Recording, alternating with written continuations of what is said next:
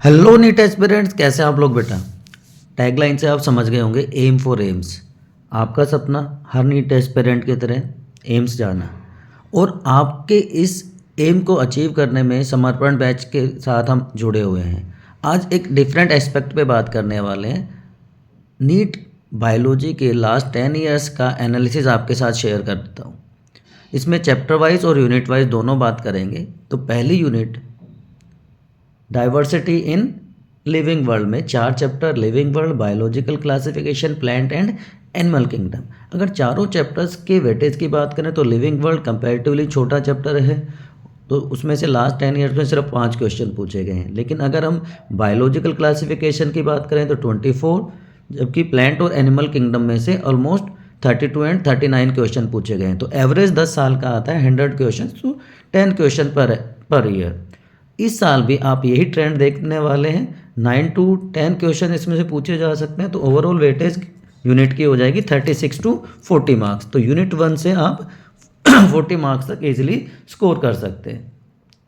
अब बात आती है सेकंड यूनिट की। सेकंड यूनिट जैसा कि आप सबको पता है, दैट इज क्या है second unit? Yes, structural organisation in plants and animals. यहाँ पे 3 चैप्टर हैं, morphology and anatomy of flowering plants and structural organisation in animals. 97 का लास्ट 10 ईयर्स का एवरेज है, जहाँ पे मॉर्फोलॉजी से 39 क्वेश्चन हैं, एनाटॉमी से 34 क्वेश्चन हैं, जबकि स्ट्रक्चरल ऑर्गेनाइजेशन से 24 क्वेश्चन पूछे गए, क्योंकि इसमें रिड्यूस सिलेबस भी है। ठीक है, तो एवरेज वही अप्रोक्सीमेटली 10 क्वेश्चन की आ जाती है, लेकिन थोड़ी सी लेंथी यूनिट है बच्चों।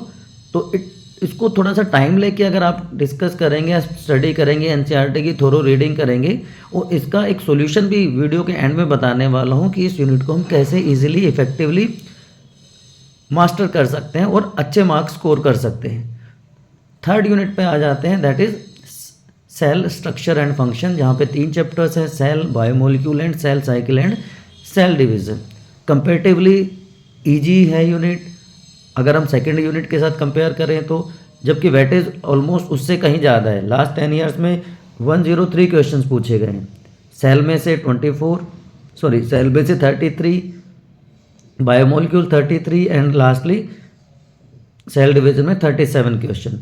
तो ईजिली आप स्कोर कर सकते हैं यहाँ से। बहुत कम ईजी यूनिट है एज कम्पेयर टू अदर्स, है ना। एंड फोर्थ यूनिट अगर प्लांट क्लासिफिकेशन की प्लांट फिजियोलॉजी की बात करें तो अब रिड्यूस सिलेबस के बाद तो चीज़ें बहुत आसान हो गई हैं। सिर्फ 3 चैप्टर्स बचते हैं आपके, फोटोसिंथेसिस है, रेस्पिरेशन है, प्लांट ग्रोथ एंड डेवलपमेंट है। तीनों चैप्टर से अभी तक लास्ट 10 ईयर्स की बात करें तो 67 क्वेश्चन पूछे गए हैं। कंपेरेटिवली वेटेज थोड़ा सा कम है बाकी यूनिट्स के कंपेरिजन में, बट क्योंकि अब रिड्यूस सिलेबस है तो वेटेज बढ़ जाने वाला है, राइट। तो यहाँ से भी आप 8 to 10 क्वेश्चन ईजिली एक्सपेक्ट कर सकते हैं आपके नीट 2026 के लिए। यहाँ से भी स्कोरिंग इजी हो गई है अब रिड्यूस सिलेबस के बाद।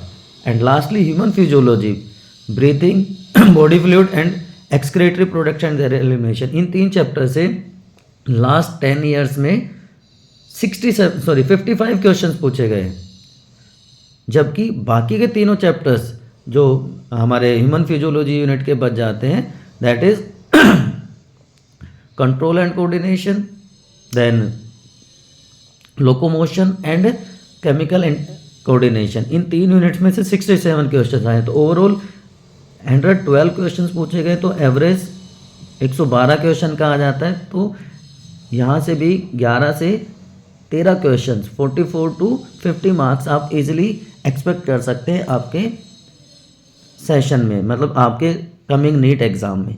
तो ये ओवरऑल वेटेज थी बच्चों। चैप्टर वाइज भी आपने देख लिया, यूनिट वाइज भी आपने देख लिया कि किस तरह से आप क्या प्रायोरिटी से चैप्टर्स को रिवाइज कर सकते हैं, प्रैक्टिस कर सकते हैं। इसमें आप सेकंड यूनिट को लास्ट के लिए छोड़ सकते हैं, सेकंड यूनिट को सबसे बाद में कीजिए, क्योंकि थोड़ा सा स्कोरिंग है लेकिन लेंथी भी है। अब कैसे सोल्व करना है, तो आपके लिए NCERT line wise, word wise, आप जो कहना चाहें कह सकते हैं। ये टेस्ट सीरीज़ हम आपके लिए लेके आने वाले हैं। अगर आपको ये वीडियोस, ये पीडीएफ्स चाहिए तो आप फटाफट बायोनिधि आरआरजे को सब्सक्राइब कीजिए, चैनल को सब्सक्राइब कीजिए, शेयर कीजिए आपके लिए सारा मटेरियल फ्री ऑफ कॉस्ट मिलने वाला है। Keep studying, see you soon.